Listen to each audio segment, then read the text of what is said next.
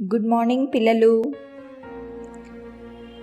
ఈరోజు మనం ఒక కొత్త లెసన్ చెప్పుకుందాం తెలుగులో.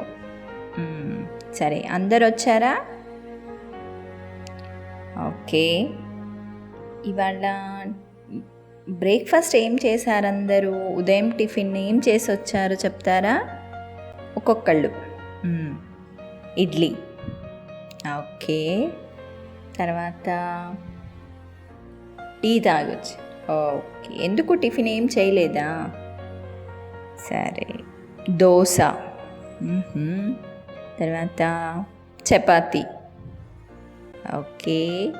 అన్నం తినొచ్చారు. ఎన్ని రకరకాల టిఫిన్స్ చేశారు మీరందరూ కదా. ఇవన్నీ ఎవరు తయారు చేస్తారు మీకు? అమ్మ. అవునా? ఇంట్లో అందరికంటే ముందు లేచేది ఎవరు? అమ్మ. ఎందుకలా? అమ్మకి చాలా పనులు ఉంటాయి. మరి మనకేం ఉండవా పనులు? మనం లేచి రెడీ అయ్యి అమ్మ చేసి పెట్టింది తినేసి స్కూల్కి వెళ్ళాలి. కానీ అదే కష్టంగా ఉంటుంది మనకు కదా. ఆ పనులు చేసుకోవడానికి కూడా బద్ధకం. లేచి రెడీ అవ్వాలి, స్కూల్కి వెళ్ళాలి అంటే అందులో కూడా సగం పనులు మళ్ళీ అమ్మనే మనకు చేస్తుంది. కానీ అమ్మ మాత్రం ఏది విసుక్కోకుండా పొద్దున్నే లేచి ఇంట్లో పనులన్నీ చేసుకొని మనకి తినడానికి రెడీ చేసి మళ్ళీ మనల్ని స్కూల్కి పంపించడానికి అన్నీ రెడీ చేసేసి మనల్ని స్కూల్లో దించి తను పని చేసుకోవడానికి వెళ్తుంది. అవునా? కానీ మరి అమ్మ అన్ని పనులు చేస్తుందని మనం ఎప్పుడన్నా అనుకుంటామా? అస్సలు అనుకోం. అమ్మనే కదా చేస్తుంది, అది అమ్మ పనే కాబట్టి అమ్మ చేస్తుంది అనేసి అనుకుంటాం. అట్లా అమ్మ చేసే పనులేంటి, అమ్మ మన కోసం ఎంత కష్టపడుతుంది, అవన్నీ ఇవాళ మనం ఒకసారి ఈ కొత్త పాఠంలో తెలుసుకుందాం. సరేనా? చిన్న గేమ్ ఇచ్చారు మనకి ఇందులో అమ్మ గురించి. అసలు అమ్మ గురించి ఎంత చెప్పినా తక్కువే, కానీ ఒక చిన్న గేమ్ ఇచ్చారు. మీరు పాడుకోవడానికి వీలుగా ఒక చిన్నది ఉంది, అది నేర్చుకుందాం మనం. తెలుగు టెక్స్ట్ బుక్లో పేజ్ నెంబర్ 41 తీయండి. అందులో చూడండి, ఆ బొమ్మలో ఎవరెవరు కనబడుతున్నారు మనకి? ఒక ఆమె ఉంది. ఆమె అమ్మ. అవునా? ఆ బాబు, ఆ పాప వాళ్ళ అమ్మ. ఒక చిన్న బాబు ఉన్నాడు, ఆమె కాళ్ళ మీద వేసుకొని స్నానం చేయిస్తుంది. పక్కన ఆ బాబు వాళ్ళ అక్క అనుకుంటా కదా, నీళ్లు పోస్తుంది. బాబుకి స్నానం చేయిస్తుంటే వాళ్ళ అమ్మ నీళ్లు పోస్తుంది వాళ్ళ తమ్ముడికి. పక్కన ఒక చెట్టు, దాని మీద పక్షులు ఉన్నాయి. ఇక్కడ అమ్మ పక్కన ఏముంది? సబ్బు ఉంది. తర్వాత ఇంకొక దాంట్లో గిన్నెలో పిండి ఉంది. అవునా? చిన్న పిల్లలకు పిండి పెట్టి చేయిస్తారు కదా స్నానం, తెలుసా మీకు? చిన్నగా ఉన్నప్పుడు. సబ్బు కూడా మనం వాడుకునే సబ్బు వాడతారా? లేదు, చిన్న పిల్లలకి బేబీ సోప్ అని వాడతారు. అంటే కళ్ళల్లో ఒకవేళ పోయినా కూడా నీళ్ళు కారకుండా ఉంటాయని వేరే సోప్ ఉంటుంది వాళ్ళకి కదా. వాళ్ళ అమ్మ బాబుకి స్నానం చేయిస్తుంది. వాళ్ళ వెనకాల చూడండి, ఒక పెద్ద బావి ఉంది. బావి తెలుసా మీకు? మీరెవ్వరు చూసుండరు. ఊర్లలో ఎవరైనా వెళ్తే మాత్రం బావి తెలుస్తుంది. అవునా?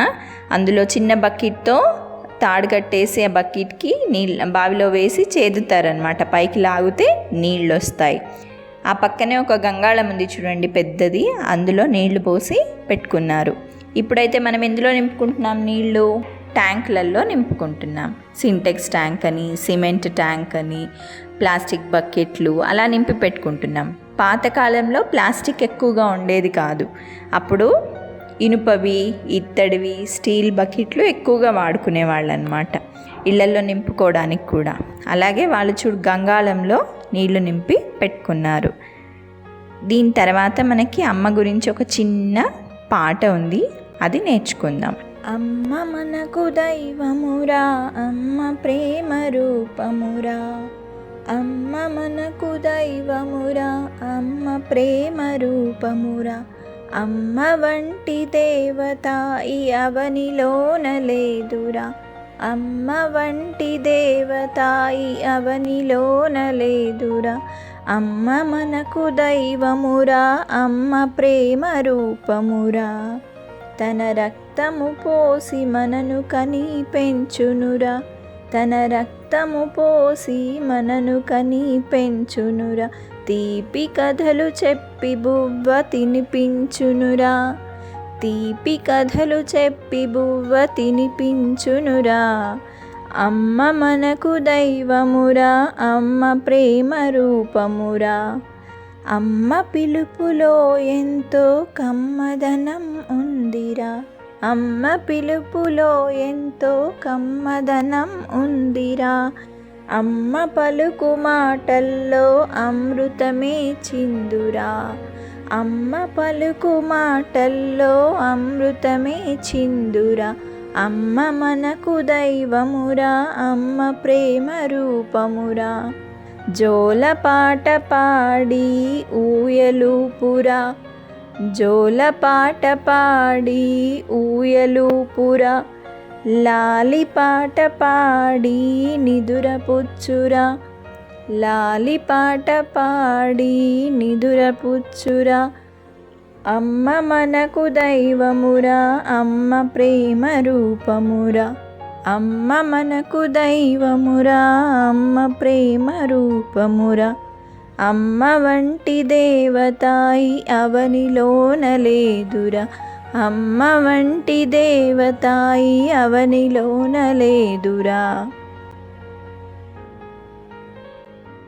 అమ్మ మనకు దైవమురా, అమ్మ ప్రేమ రూపమురా, అమ్మ వంటి దేవత ఈ అవనిలోన లేదురా. అంటే అమ్మ మనకు దేవుడితో సమానం. దేవుడు తను ప్రతి చోట ఉండలేనని అందరికీ అమ్మనిచ్చాడట. తనలాగే అందరినీ జాగ్రత్తగా చూసుకుంటుంది అమ్మ అయితే అనేసి అమ్మని సృష్టించి ప్రతి ఒక్కళ్ళకి అమ్మని పంపించాడట. అందుకని అమ్మ మొదటి దైవం అంటారు, గురువు కూడా అంటారు. తల్లే మొదటి గురువు. ఎందుకంటే మనం స్కూల్కి రాకముందు కూడా మనం చాలా విషయాలు నేర్చుకుంటాం. అవెవరు నేర్పిస్తారు? ఇంట్లో అమ్మ నేర్పిస్తుంది. అందుకని అమ్మను మొదటి దైవం అంటారు. మనం శ్లోకం చెప్పేటప్పుడు కూడా ఫస్ట్ ఏం చెప్తాం? మాతృదేవో భవ, పితృదేవో భవ, ఆచార్య దేవో భవ, అతిథి దేవో భవ అని చెప్తాం. ఎందుకు? అమ్మ దైవంతో సమానం కాబట్టి ముందుగా అమ్మ పేరు చెప్తామన్నమాట. అమ్మ వంటి దేవత ఈ అవనిలోన లేదురా. అంటే అందరికంటే మనల్ని ఎక్కువగా ప్రేమించేది మన అమ్మ.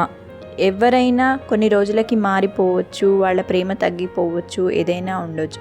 కానీ ఎప్పుడు మన గురించే ఆలోచించి తన పిల్లలు వాళ్ళకి ఏం చేయాలి, వాళ్ళకి ఏం చేస్తే బాగుంటుంది, ఇది మా పిల్లలకైతే బాగుంటుంది, వాళ్ళు సంతోషపడతారు అని ఎప్పుడు పిల్లల సంతోషం గురించి ఆలోచించేది అమ్మ. కాబట్టి అమ్మ లాంటి దేవత ఈ భూమి మీద, అవని అంటే భూమి, ఈ భూమి పైన ఇక్కడ ఎవరు ఉండరు అని అర్థం అన్నమాట. స్వార్థంతో పరుగులు తీసే ప్రపంచం ఎవ్వరి కోసం ఆగదు. మనమే దాన్ని ఆపాలి. వేరే వాళ్ళ గురించి ఆలోచించొద్దు. వాళ్ళెవ్వరూ నీకన్నా గొప్పోళ్ళు కాదు. ప్రపంచంలో తల్లిని మించిన యోధులు ఎవ్వరూ లేరు.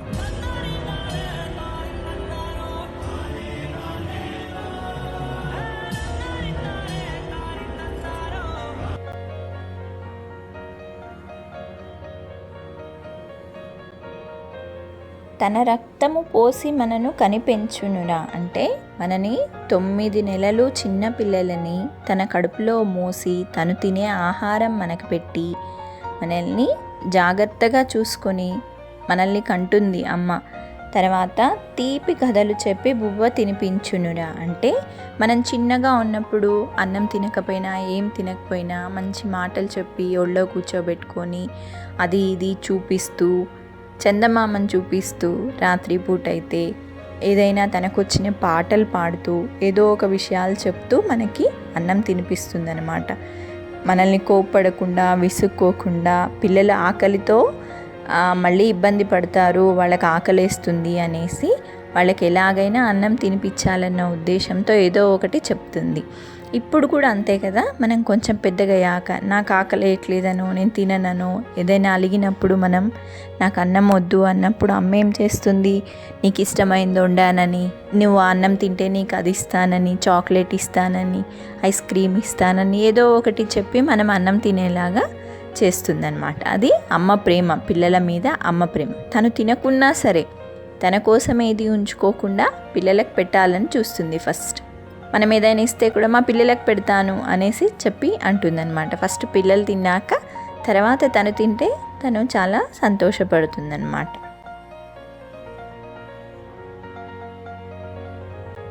అమ్మ పిలుపులో ఎంతో కమ్మదనం ఉందిరా. మనం చాలాసార్లు విని ఉంటాం. అమ్మ అన్నప్పుడు మనకు పొడుపు కథ కూడా ఉంది. అమ్మ అన్నప్పుడు కలుస్తాయి, అయ్యా అన్నప్పుడు కలవవు అనేసి. అమ్మ అని అన్నప్పుడు మన పెదవులు కలుస్తాయన్నమాట. మనకు ఏ బాధ వచ్చినా, ఒక చిన్న దెబ్బ తగిలినా అమ్మ అంటాం ఫస్ట్. అదేంటి, మనకు ప్రతి దాంట్లో అమ్మ తోడుగా ఉంటుంది. మనకు మంచి అయినా చెడైనా మనకి ఏది కావాలన్నా మనకు సహాయం చేసి మన వెనకాల ఎప్పుడూ మనకి తోడుగా ధైర్యంగా ఉండేది మన అమ్మ అన్నమాట. అందుకనే అమ్మ పిలుపులో చాలా కమ్మదనం ఉంది అనేసి. ఇప్పుడు అందరూ ఏం పిలుస్తున్నారు, మమ్మీ డాడీ అనేసి. కానీ మన భాషలో మనం అమ్మ అని పిలుచుకుంటే ఆ సంతోషం వేరు, తృప్తి. అమ్మని పిలుస్తున్నామన్న తృప్తి అన్నమాట. అమ్మ పలుకు మాటల్లో అమృతమే చిందురా అంటే అమ్మ ఎప్పుడైనా మనకి ఏది చెప్పినా అందులో ప్రేమ అనేదే ఉంటుంది తప్ప మన మీద కోపం ఉండదు. ఏదైనా మనం అల్లరి చేసినప్పుడు, ఏదైనా తప్పు పని చేసినప్పుడు చెప్పినా కూడా, కోపంగా చెప్పినా అందులో మన మీద ప్రేమనే ఉంటుంది. అంటే మనం చెడ్డ అలవాట్లు కానీ ఏవి నేర్చుకోకూడదని, తప్పు పనులు చేయకూడదు అన్న ప్రేమనే ఉంటుంది. తన పిల్లలు ఎప్పుడు గొప్పవాళ్ళలాగా ఉండాలి కాబట్టి పిల్లలకెప్పుడు మంచే కోరుకుంటుంది తల్లి. అందుకనే అమ్మ పలుకు మాటల్లో అమృతమే చిందురా అంటే అమ్మ ఏది చెప్పినా మన మంచి కోసమే చెప్తుంది కాబట్టి అమ్మ చెప్పిన మాటలు మనం తప్పకుండా వినాలన్నమాట. మనం ఏదైనా తప్పు చేసినప్పుడు కోప్పడుతుంది, కానీ అది కూడా ఎందుకు, తనకు మన మీద ఉన్న ప్రేమ అన్నమాట. రే అయ్యో నా కొడుకు తప్పు చేశాడే, నా కూతురు ఇలా తప్పు చేసింది, ఇట్లా చేయకూడదు, మళ్ళీ చేసి చెడ్డ పేరు తెచ్చుకోకూడదు అన్న ఉద్దేశమే తప్ప మన మీద ఎప్పటికీ తల్లికి కోపం ఉండదు. మన అమ్మకి మన మీద ఎప్పటికీ కోపం అనేది రాదనమాట. జోల పాట పాడి ఊయలూపురా అంటే పిల్లలు పడుకోకుండా ఏడుస్తున్నప్పుడు అమ్మ ఏం చేస్తుంది, చిన్నగా ఏదో తనకు వచ్చిన పాటలు పాడుతూ పిల్లల్ని ఊయల్లో వేసి ఊపుతుందన్నమాట. అలా ఊపుతూ ఉంటే పిల్లలకు కూడా హాయిగా నిద్ర పడుతుందన్నమాట. అయితే వాళ్ళకేంటి, మా అమ్మ మా పక్కనే ఉంది కదా అని అలాగే వినుకుంటూ మా అమ్మ అలాగే ఉంటుంది మాతో అని నిద్రపోతారనమాట. లాలిపాట పాడి నిదురపుచ్చురా అంటే పిల్లలు బాగా ఏడుస్తున్నారనుకో, అమ్మ ఏం చేస్తుంది, ఉయ్యాల్లో వేసి ఊపుతుంది.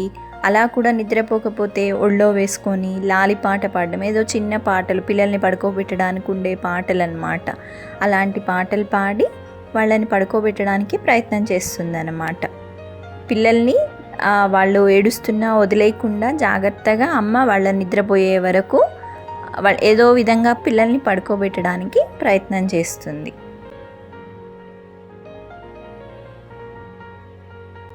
పిల్లలు ఈ గేయము బాలగేయాలు అనే దాంట్లోంచి, అంటే చాలా గేయాలు ఉంటే అందులోంచి ఒక చిన్న గేయం, అమ్మ గురించి గేయాన్ని తీసుకున్నారనమాట. మనకి ఈ 3rd క్లాస్లో మీకు మీరు నేర్చుకోవడానికి అని అమ్మ గురించి ఈ గేయం తీసుకున్నారు.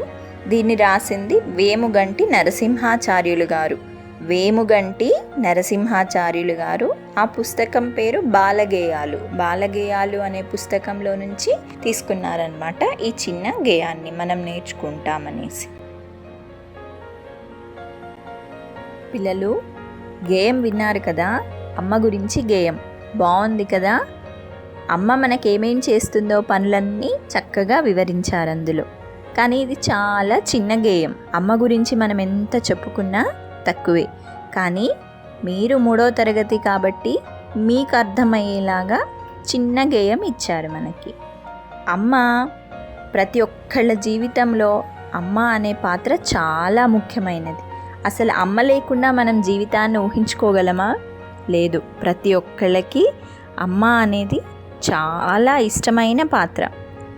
అమ్మ పిల్లల కోసం అన్నీ త్యాగం చేస్తుంది, ఎన్నో బాధలు పడుతుంది పిల్లల్ని పెంచడంలో. పిల్లల సంతోషమే తన సంతోషం అని అనుకుంటుందన్నమాట. వాళ్ళ కోసం ఏం కావాలన్నా చేస్తుంది.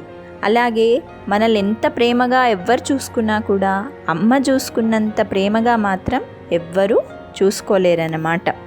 పిల్లల్ని పెంచడంలో, వాళ్ళను చక్కగా తీర్చిదిద్దడంలో, మంచి అలవాట్లు, క్రమశిక్షణ ఇవన్నీ కలిగించడంలో, నేర్పించడంలో అమ్మ పాత్ర చాలా ముఖ్యమైనదన్నమాట. ఆ పిల్లలు పెరిగి పెద్దవాళ్ళయ్యాక ఎలా అవుతారు, మంచివాళ్ళు అవుతారా, చెడ్డవాళ్ళు అవుతారా, వాళ్ళ ప్రవర్తన ఎలా ఉంది అనేది అమ్మ నేర్పించిన గుణాల మీదనే ఆధారపడి ఉంటుందన్నమాట. చిన్నప్పుడు అమ్మ వాళ్ళకి ఏమైతే నేర్పిస్తుందో మంచి అలవాట్లు, విలువలు అవన్నీ పెద్దయ్యాక కూడా వాళ్ళకి అలాగే గుర్తుంటాయి. కానీ అమ్మ మనకి ఇన్ని చేసినా మన నుంచి ఏమీ ఆశించదు. కేవలం మనం తను చేసే చిన్న పనుల్లో మనం సహాయం చేయడం, తనతో ప్రేమగా మాట్లాడడం, ఆ రోజు జరిగిన విషయాలు ఏదైనా ఉంటే అమ్మతో పంచుకోవడం, ఇవి చాలు. తనకి చాలా సంతోషపడిపోతుంది. తను చేసిన వంట ఏదైనా బాగుందని చెప్పడం, మెచ్చుకోవడం, ఇది బాగుంది అని చెప్పడం, ఇవే చాలు. ఆ చిన్న చిన్న సంతోషాలతోనే అమ్మ చాలా ఆనందపడిపోతుందన్నమాట. అమ్మ మన కోసం ఏదైనా చేసింది అంటే చాలా ప్రేమతో, ఏదైనా చెప్పింది అంటే కూడా మన మంచి కోరే చెప్తుందన్నమాట. ఎప్పుడైనా విసుక్కున్నా, కోప్పడ్డా కూడా అందులో ప్రేమే ఉంటుంది. అయ్యో పిల్లలు తప్పు చేశారే, ఇలా చేయకూడదు అన్న ప్రేమనే తప్ప అందులో కోపం అనేది ఉండదన్నమాట. అంత మనల్ని ప్రేమించే అమ్మని మనం ఎప్పుడూ బాధ పెట్టకుండా జాగ్రత్తగా చూసుకోవాలన్నమాట. ఓకేనా?